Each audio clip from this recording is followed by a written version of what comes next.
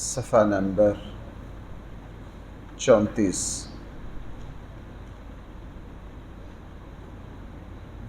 آیت نمبر ہے 48۔ آیت نمبر ہے 48۔ بسم اللہ الرحمن الرحیم۔ الحمد للہ رب العالمین، والصلاة والسلام على سید الانبیاء والمرسلین وعلى آلہ واصحابہ اجمعین۔ اما بعد فاعوذ باللہ من الشیطان الرجیم۔ بسم اللہ الرحمن الرحیم۔ اولم يروا الى ما خلق الله من شيء يتفيأ ظلاله عن اليمين والشمائل سجدا لله وهم داخرون۔ وَلِلَّهِ يَسْجُدُ مَا فِي السَّمَاوَاتِ وَمَا فِي الْأَرْضِ مِن دَابَّةٍ وَالْمَلَائِكَةُ وَهُمْ لَا يَسْتَكْبِرُونَ يَخَافُونَ رَبَّهُم مِّن فَوْقِهِمْ وَيَفْعَلُونَ مَا يُؤْمَرُونَ۔ صدق اللہ مولانا العظیم۔ یہ جو آیات ہیں ان میں آیت سجدہ ہے، اور جو مسلمان اس کو تلاوت کرے یا اس کو سنے اس پر سجدہ کرنا واجب ہے، اس لیے ہم سب اپنا اپنا سجدہ بعد میں ادا کریں گے۔ اور یہ سجدہ کرنا بھائی واجب ہے، ضروری ہے۔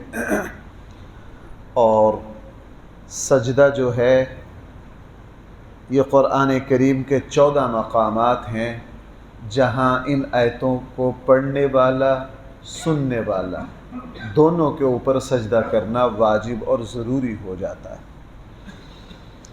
یہ جو سجدہ ہے افضل ہے فی الفور کر لیا جائے، اور اگر کوئی سجدہ بعد میں ادا کر لے اس کی بھی بالکل گنجائش ہے۔ اور سجدہ تلاوت کے لیے وضو کا ہونا بھی ضروری ہے، وضو کا ہونا بھی ضروری ہے، بغیر وضو کے سجدہ نہیں ہو سکتا۔ اس سجدے کا طریقہ بھی وہی ہے جو عام سجدے کا طریقہ ہے۔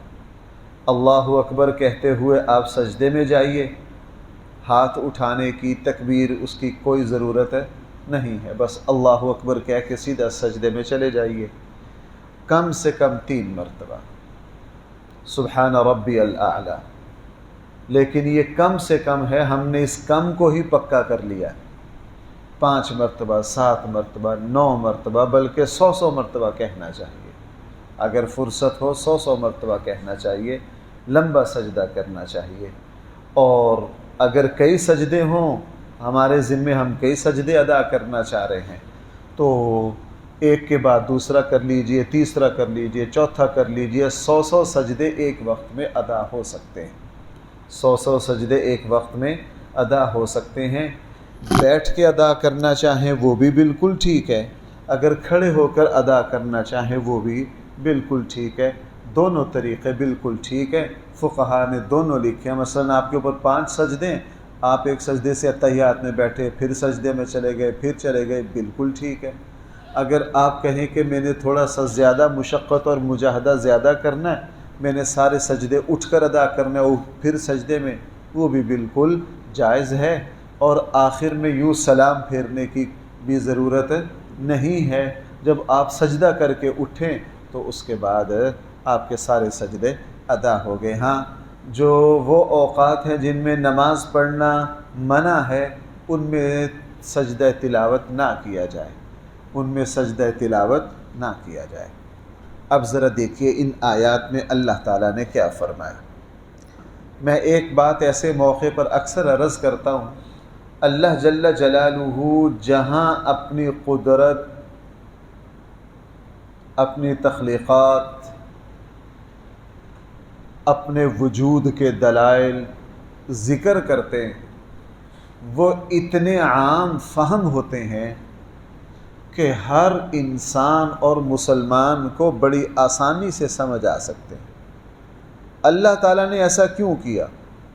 چونکہ اللہ نے اپنی ذات کو چھپا لیا غائب میں، اللہ تعالیٰ نے بھائی اپنی ذات کو غیب میں چھپا رکھا ہے. ہم یہاں دنیا میں رہتے ہوئے اللہ کو دیکھ نہیں سکتے. اللہ تعالیٰ نے اپنی ذات کو چھپا کر اپنی صفات کو عام کر دیا. اس لیے اللہ کے وجود کے جو دلائل ہیں وہ ہر وقت میرے اور آپ کے دائیں بائیں آگے پیچھے اوپر نیچے بکھرے ہوئے ہیں. اس لیے قرآن کا یہاں لہجہ دیکھیں، قرآن نے کیا فرمایا. اولم یروا، کیا لوگوں نے اس پر غور نہیں کیا؟ الی ما خلق اللہ، کیا لوگوں نے اس ساری مخلوق پر غور نہیں کیا؟ ما خلق اللہ من شیء، جو کچھ اللہ نے پیدا کر رکھی.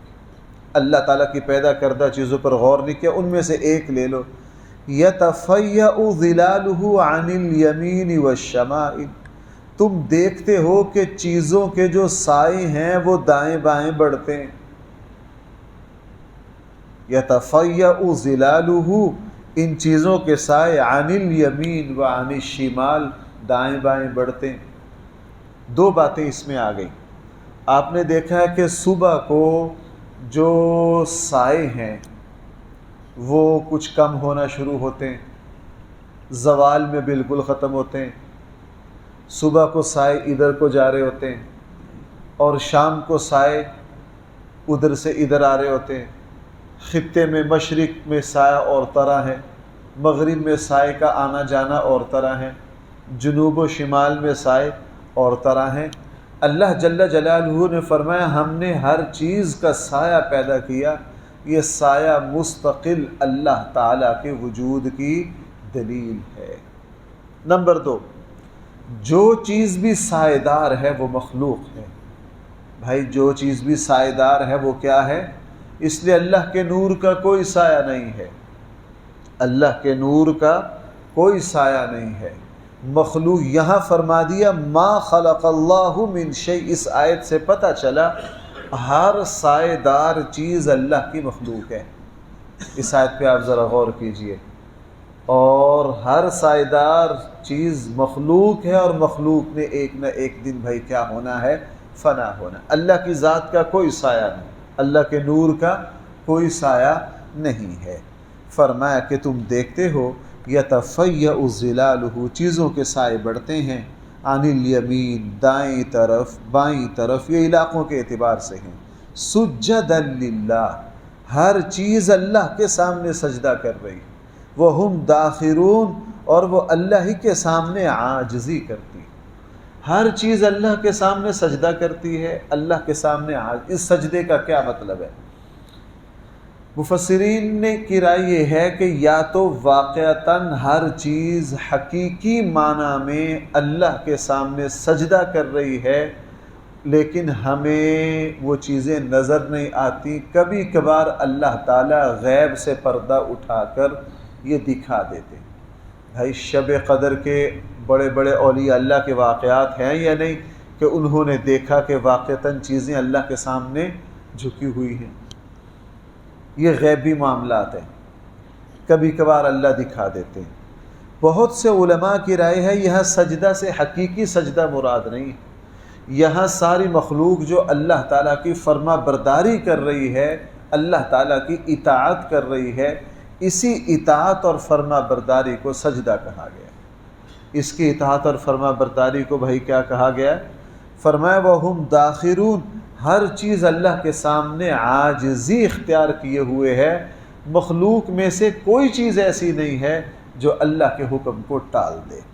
اس لیے پھر فرمایا وَلِلَّهِ، اللہ ہی کے سامنے یسجد ما فی السماوات، سجدہ کر رہی ہے ہر وہ چیز جو آسمانوں میں ہے، وما فی الارض، اور ہر وہ چیز جو آسمانوں میں ہے اور جو زمین میں ہے، من دابت، جانوروں میں سے، والملائکہ، اور فرشتوں میں سے. بھائی اس آیت سے یہ پتہ چلا کہ زمین پر جس طرح مخلوق ہے آسمان پر بھی مخلوق ہے. یہاں فرمایا اللہ ہی کے لیے سجدہ کر رہی ہے ہر وہ چیز جو بھائی زمین میں ہے اور جو کہاں ہے. اس لیے ہمارے آقا صلی اللہ علیہ وسلم، دیکھو بھائیو، اللہ تعالیٰ نے سارے نبیوں کو غیب کی خبریں دی، لیکن غیب کا مشاہدہ اللہ تعالیٰ نے کسی کو نہیں کروایا. غیب کا مشاہدہ سارے نبیوں کو صرف اتنا کروایا کہ وہ غیبی مخلوق حضرت جبرائیل سے گفتگو کر رہے ہیں۔ ہر نبی پر وحی کون لایا؟ حضرت جبرائیل، اور حضرت جبرائیل بھائی ظاہر میں ہیں یا غیب میں؟ غیب میں ہیں۔ نبیوں کو صرف اس حد تک مشاہدہ کروایا، اور حضرت موسیٰ علیہ السلام کو تھوڑا سا غیب کا مشاہدہ زیادہ کروایا کوہ طور پر۔ لیکن ہمارے آقا صلی اللہ علیہ وسلم کو غیب کا مشاہدہ جس تفصیل کے ساتھ کروایا، یہ اللہ تعالیٰ نے کسی نبی کو نہیں کروایا۔ ہمارے آقا صلی اللہ علیہ وسلم جب معراج پر تشریف لے گئے، آپ علیہ السلام نے فرمایا میں نے پورے آسمان کے اندر سے لکڑی کے جو آواز ہوتی ہے، عرب جب کجاوا رکھتے نا اونٹ کے اوپر، اور اس کے اوپر جب چڑھتے تو وہ تھوڑی سی چرچراہٹ پیدا ہوتی کجاوے کی۔ رسول اللہ صلی اللہ علیہ وسلم نے فرمایا میں جب آسمان پر گیا معراج پر تو میں نے آسمان کی چرچراہٹ کی آواز سنی۔ میں نے حضرت جبرائیل سے پوچھا کہ جبرائیل یہ کس چیز کی آواز ہے؟ انہوں نے کہا جی پورا آسمان فرشتوں سے بھرا ہوا ہے، اللہ تعالیٰ کی طرف سے ان کو جب کوئی حکم ملتا ہے تو یہ اللہ کے رعب اور دبدبے کی وجہ سے آسمان میں بھی ایک آواز پیدا ہوتی ہے اور فرشتے بھی پھڑ پھڑاتے ہیں۔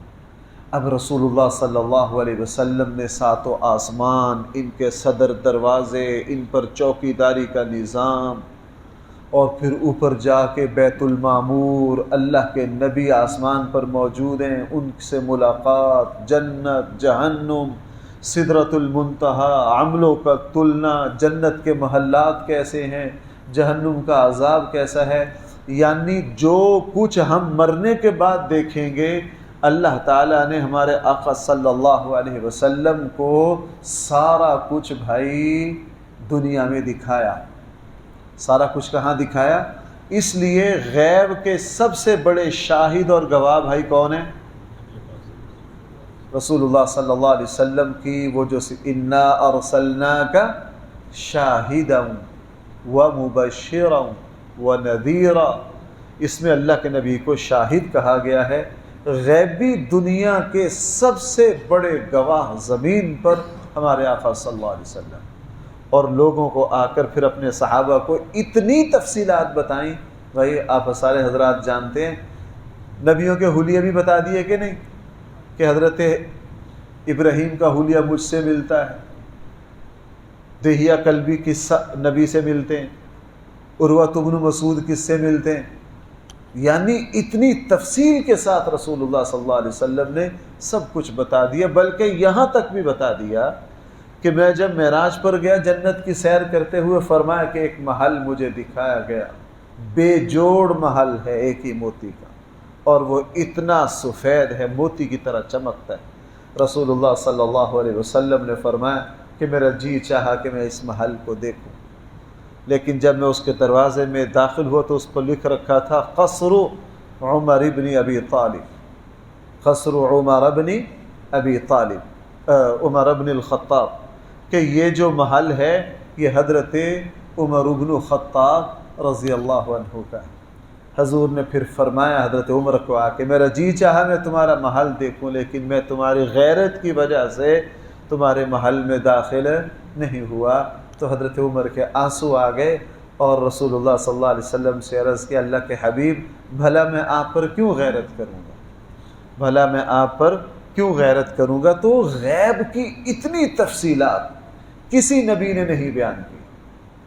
شاہ ولی اللہ نے ایک بات لکھی ہے، مجھے اس کو تعبیر کرنے میں بڑی دقت پیش آ رہی ہے۔ بھائی میری بات ذرا اس کی گہرائی کو سمجھنا، مجھے اور آپ کو ایمان کی جو تفصیلات اور گہرائی جو اللہ نے نصیب کی ہے وہ پہلی امتوں کو نصیب نہیں کی۔ بھائی میں دوبارہ کہتا ہوں، رسول اکرم صلی اللہ علیہ وسلم کی برکت سے مجھے اور آپ کو ایمان کی جو گہرائی، غیب کی جو تفصیلات اور ان پر ایمان لانے کا جو موقع اللہ تعالیٰ نے اپنے آخری نبی کی امت کو دیا ہے، پہلی امتوں کو وہ نصیب۔ پہلی امتوں نے صرف اپنے نبی سے یہ سنا جنت ہے، جہنم ہے، عرش ہے، لیکن رسول اللہ صلی اللہ علیہ وسلم تو ان کی تفصیلات ساری دیکھ کر آئے، اور ہمیں کیا کیا؟ سب کچھ بتایا، سب کچھ بتایا۔ اس لیے پہلی امتیں عمل میں بہت آگے ہیں، لیکن ایمان کی تفصیلات کی جو سعادت، جو مقدر اللہ تعالیٰ نے میرا اور آپ کا کھولا ہے، وہ پہلی امتوں کو نصیب نہیں ہوا۔ اس لیے یہاں فرمایا وہ اللہ ہی کو سجدہ کر رہی ہے، ہر وہ چیز جو آسمانوں میں ہے اور ہر وہ چیز جو زمین میں ہے، من دابۃ، سارے جانوروں میں سے بھی، فرشتوں میں بھی، وَهُمْ لَا يَسْتَكْبِرُونَ، وہ اللہ کے سامنے غرور۔ بھائیو، جب انہوں نے اللہ کو حساب نہیں دینا، وہ پھر بھی غرور نہ کریں، تو میں نے اور آپ نے تو اللہ کو حساب دینا ہے، میں اور آپ تو مکلف ہیں، بھلا پھر ہمارے لیے غرور کی کہاں سے گنجائش آئی؟ دیکھو بھائی، کل قیامت والے دن فرشتوں کا حساب ہونا ہے، لیکن فرشتے سراپا عجز ہیں اللہ کے سامنے، ساری مخلوق اللہ کے سامنے سراپا عجز ہے، تو بھائی پھر مجھے اور آپ کو فرعونی دعووں کی کہاں اجازت ہے؟ ہم فرعونی لہجہ بولتے ہیں، ہمارے پاس چند ٹکے آ جائیں تو ہم اپنی اوقات بھول جاتے ہیں، ہم اپنی فیکٹری کی کرسی پر بیٹھتے ہیں، یوں لگتا ہے کہ مصر کا فرعون کون ہوتا ہے ہمارے سامنے، مصر کا فرعون کون ہوتا ہے ہمارے سامنے، ہم نے اپنی اوقات بھول جاتے ہیں۔ ہمارے لیے بڑی عبرت ہے، والملائکہ وہم لا یستکبرون، زمین و آسمان کی ساری مخلوق اللہ کے سامنے ہرگز غرور، بلکہ کیا کرتے ہیں؟ یخافون ربہم من فوقہم، یہ ڈر جاتے ہیں اپنے رب سے اوپر سے، یعنی ان کو یہ ہے کہ کبھی اوپر سے اللہ تعالیٰ کی طرف سے ہم پر قہر نہ نازل ہو جائے، ڈرتے ہیں۔ بھائیو ذرا توجہ کرنا، کون ڈر رہے ہیں؟ وہ فرشتے جو معصوم ہیں، وہ ڈر رہے ہیں، اور میں اور آپ جو گناہوں کی مشین ہیں، زبان کھولیں تو پتہ نہیں برائیوں کا انبار لگا دے۔ آپ نے کبھی اخبار چھپتا کبھی پریس پہ دیکھا ہے؟ پریس جس طرح کاغذ پر چھپائی کرتی ہے، انسان اس طرح گناہوں کے انبار لگا دیتا ہے۔ یہ جب اپنی اوقات بھولتا ہے تو آپ اس کی گفتگو میں جتنے دعوے ہوتے ہیں، اور اس کے دل میں بیٹھے بٹھلائے دوسروں کے بارے میں بدگمانیوں کو پہاڑ بن دیتا ہے، بیٹھے بٹھائے سب کو کمینہ اور ذلیل بنا دیتا ہے۔ بھائی یہ چھوٹے گناہ، میرے اور آپ کے لیے ان آیات میں بڑی عبرت ہے۔ وہ فرشتے جو معصوم ہیں، یخافون ربہم من فوقہم، وہ اپنے اللہ سے ڈر، وَيَفْعَلُونَ مَا يُؤْمَرُونَ، اور وہی کرتے ہیں جس کا ان کو حکم دیا جاتا ہے، وہی کرتے ہیں جس کا ان کو، اور ادھر ماشاءاللہ 70 سالوں سے کھا کھا کے سود، بے شرموں کا پیٹ ہی نہیں بھرتا، اللہ تعالیٰ سے اعلان جنگ کیے ہوئے، اللہ تعالیٰ سے بھائی کیا کیے ہوئے ہیں؟ اعلان جنگ۔ فرشتے وَيَفْعَلُونَ، وہی کرتے ہیں جو کچھ ان کو حکم دیا جاتا ہے۔ وَقَالَ اللَّهُ لَا تَتَّخِذُوا إِلَٰهَيْنِ اثْنَيْنِ، اللہ تعالیٰ ارشاد فرماتے ہیں ان سے کہیے، لا تتخذوا الہین اثنین، دو خدا مت بناؤ۔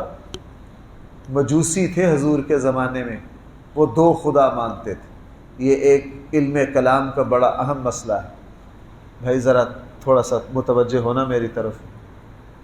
مجوس یہ کہا کرتے تھے کہ خیر کا رب اور ہے، شر کا رب اور ہے، برائی پیدا کرنے والا خدا اور ہے، رب اور ہے، اور اچھائی پیدا کرنے والا، وہ کہا کرتے تھے ایک ہی ذات اچھائی اور برائی کو پیدا نہیں کر سکتی، اس کو زیب نہیں دیتا کہ وہ سچائی کو بھی پیدا کرے، وہ جھوٹ کو بھی پیدا کرے، وہ ایمان کو بھی وجود دے، وہ کفر کو بھی وجود دے۔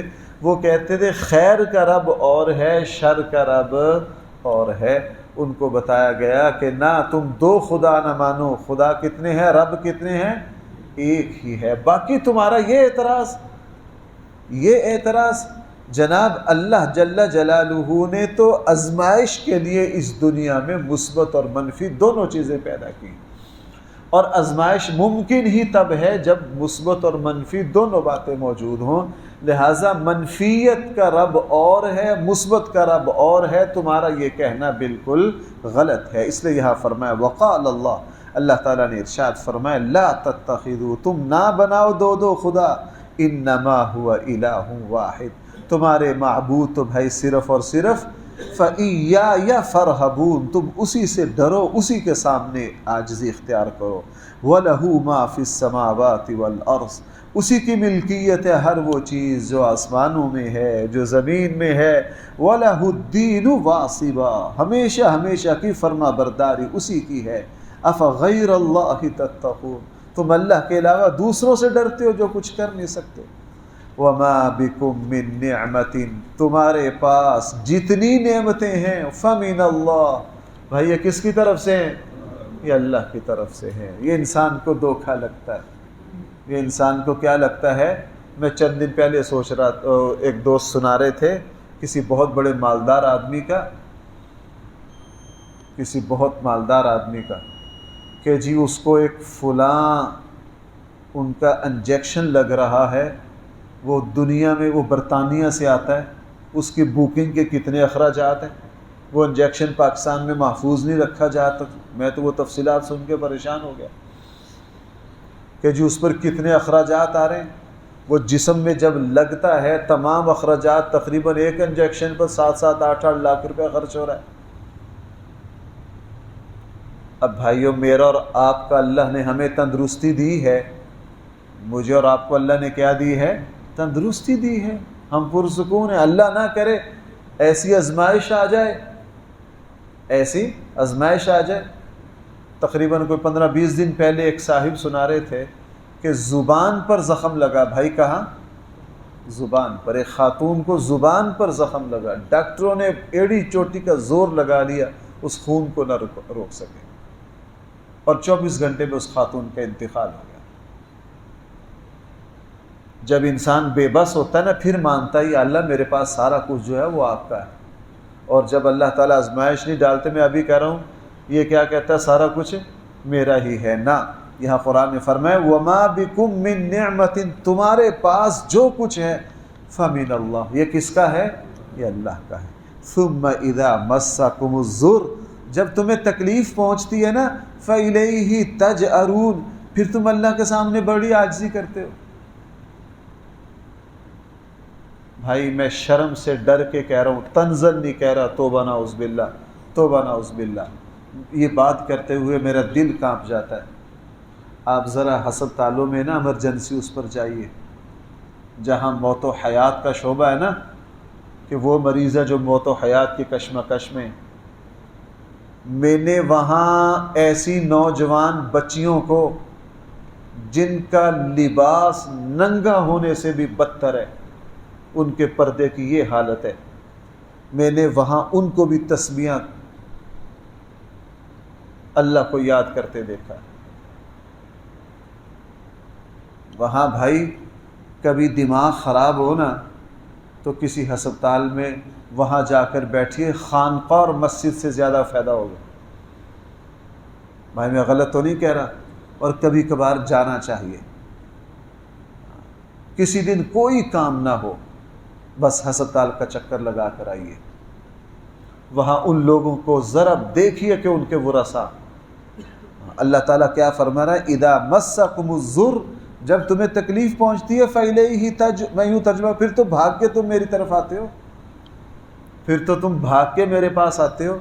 اچھا، ثم اذا کشف الضر عنکم، جب ہم تمہاری تکلیف کو دور کر دیتے ہیں، اذا فریق منہم بربہم یشرکون، پھر تم میں سے ایک فریق شرک کرنے لگ جاتا ہے.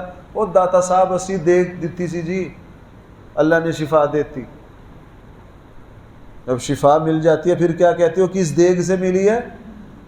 جناب جب تسبیح گما رہے تھے، جب مسجد کے سجدے کر رہے تھے، میں ایک جگہ ہسپتال میں نے ایک صاحب کو دیکھا، وہ برا نہیں کر رہے تھے، میں توبہ نہ، وہ بالکل صحیح کر رہے، سجدے میں بہت رو رہے، بہت پریشان ہیں. تو میں نے نماز پڑھی، میں سمجھ گیا بیچارہ کوئی پریشان ہے. میں نے ان سے پوچھا آپ کس پریشانی میں؟ کہنے کہ میرا بیٹا ہے، اس کو ہارٹ اٹیک ہوا ہے، تو ڈاکٹر بتا رہے ہیں یہ بہت زیادہ خطرے میں، بہت زیادہ خطرے میں ہیں۔ تو بھائیو، ہم اللہ تعالیٰ کی طرف متوجہ اسی وقت ہوں گے جب پریشانی آئے گی؟ نہ، خوشی میں جو مسلمان اللہ کی طرف متوجہ رہتا ہے، اللہ غمی میں اس کو بے یار و مددگار نہیں چھوڑتے۔ حضور کی زندگی میں ایسے اس لیے ہمیں کہا گیا اولاد دے تو بھائی کیا کرو، فوراً عقیقہ کرو، شکرانہ، خوشی کے وقت اللہ کو ہرگز نہ بھولو۔ بیٹے کی شادی ہے، ایسا نہ ہو کہ تمہارے پاؤں زمین پر نہ لگے، اس دن ظہر گئی، عصر گئی اور گئی نمازیں۔ اللہ تعالیٰ فرمائیں گے اچھا ابھی کوئی پریشانی آئے گی نا، دیکھنا تم کس طرح آتے ہو۔ ہر وقت اس لیے فرمایا اذا فریق منہم، پھر ایک فریق تم میں سے شرک کرنے لگ جائے، لیکفروا بما آتیناہم، وہ ناشکری کرنے لگ جاتا ہے اس نعمت کی جو میں نے ان کو عطا کی ہے۔ اللہ تعالیٰ فرما رہے اچھا فتمتعوا، پھر نفع اٹھا لو کچھ، فسوف تعلمون، ان قریب پتہ چل جائے گا۔ یہ بھی سلسلہ کلام چل رہا ہے، ان آیات سے انشاءاللہ کل دوبارہ چلے گا۔ اللہ تعالیٰ ہم سب کو صحیح فہم عطا فرمائے۔ الحمدللہ رب العالمین، والصلاة والسلام على سید الانبیاء والمرسلین وعلى آلہ واصحابہ اجمعین۔ ربنا آتنا فی الدنیا حسنہ وفی الآخرة حسنہ وقنا عذاب النار۔ صلی اللہ تعالی علی خیر خلقہ سیدنا و مولانا محمد وآلہ